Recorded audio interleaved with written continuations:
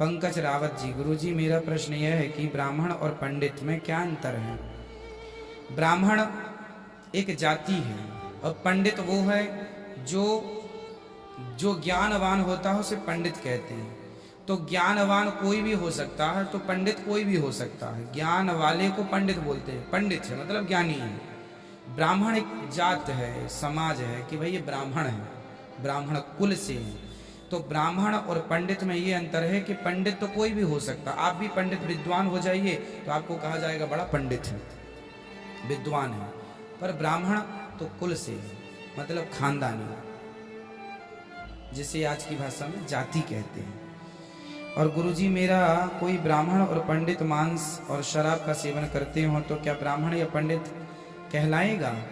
ब्राह्मण को कभी भी मांसाहार नहीं करना चाहिए। यदि करता है तो वो अपने ब्राह्मणत्व से गिर चुका है, पतित ब्राह्मण।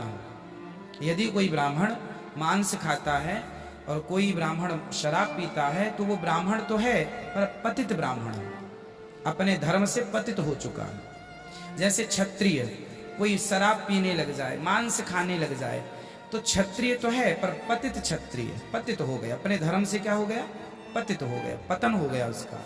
वैश्य है, वैश्य को शराब मांस किसी को नहीं खाना, कोई वैश्य खा रहा है, पतित वैश्य है। कोई शूद्र, शूद्र को भी मांस शराब नहीं खाना पीना, कोई खा पी रहा है, वो पतित है।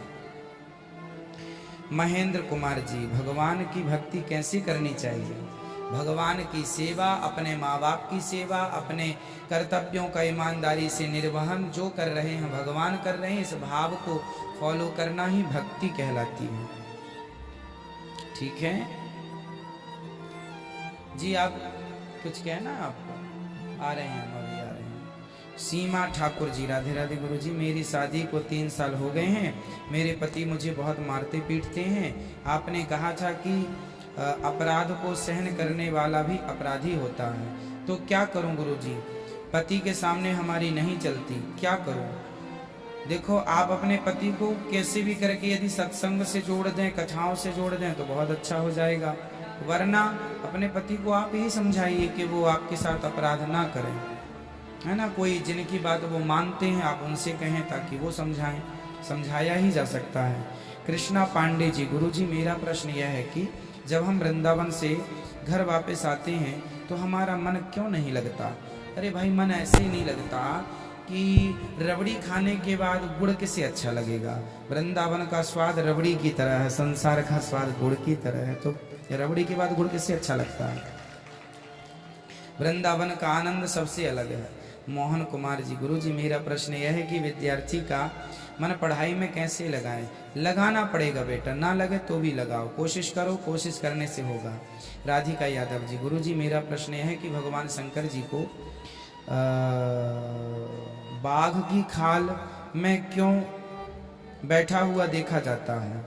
क्योंकि जंगल का जो राजा होता है ना, शेर होता है, शेर की खाल शंकर जी इसलिए पहनते हैं कि दुनिया वालों को दिखाने के लिए कि जो जंगल का राजा है उसे भी देखो, उसका भी चमड़ा आप देख के ये माने कि जो जंगल का राजा था उसकी भी मृत्यु हुई, इसलिए आप और हम अमर नहीं हैं, हमारी और आपकी मृत्यु है।